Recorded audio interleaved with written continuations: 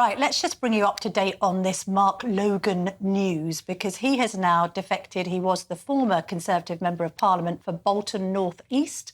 He's been doing that job for 5 years, but he's got a majority of just 378, which does make this all a little suspicious. Anyway, he said that the Conservative Party is unrecognisable to the party he joined in 2019. He is now joining the Labour Party, but is standing down at the next election. So it's a little bit of a Natalie Elphicke situation once more.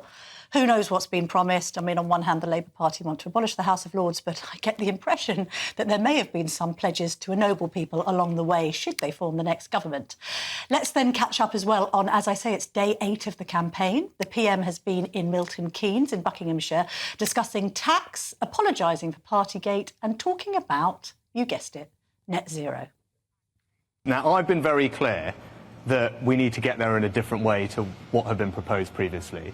And that means we need to be more serious, hard-headed and pragmatic about it, because there are a couple of things that I want to prioritise. I want to prioritise our country's energy security. That we've seen in the last couple of years what's happened, right, when we're held hostage by dictators like Putin. We can't have that happen. So that's why I'm supportive of energy coming out of the North Sea. We're going to need it for decades to come. We're better off getting it here at home. It's good for our economy, good for our jobs, good for our energy security. That's something that the Labour Party opposes.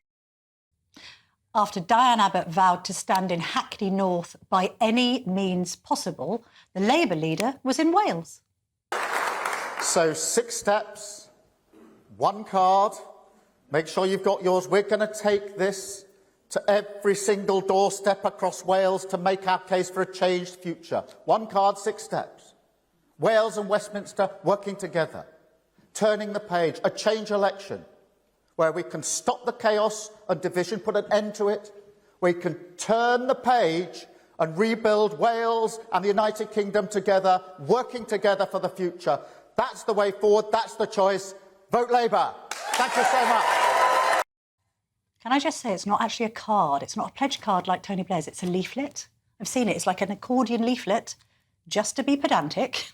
Anyway, how about the Liberal Democrats? After larking about in Lake Windermere and riding a bicycle down a hill, Ed Davey launched himself down a slip and slide in Somerset. There we are. And he also made a pledge, more seriously, on mental health. Today, the Liberal Democrats have got a really important message on mental health, our children's mental health. And my colleagues Manira Wilson and Daisy Cooper have been out there. I'm talking to you now about our policy is to get a qualified mental health professional in every school, in our primary schools and our secondary schools. And only the Liberal Democrats are arguing for that with a costed programme. It's so important. Our children's mental health has never been in such a crisis. Huge waiting lists for help. And it's not just about their health now, it's how it impacts their whole future. Well, before I bring in my superstar political panel, I'm asking you a really simple question tonight. We're just over a week into the campaign. Who do you think's faring the best? Who do you think's having a good campaign? Who do you think isn't having a great campaign? Has Ed Davey's larking about made you think about voting for the Liberal Democrats or never voting for them before? Let me know. So you can email me on farage@gbnews.com or X with the hashtag Farage on GB News. Couldn't be simpler, and I look forward to hearing from you.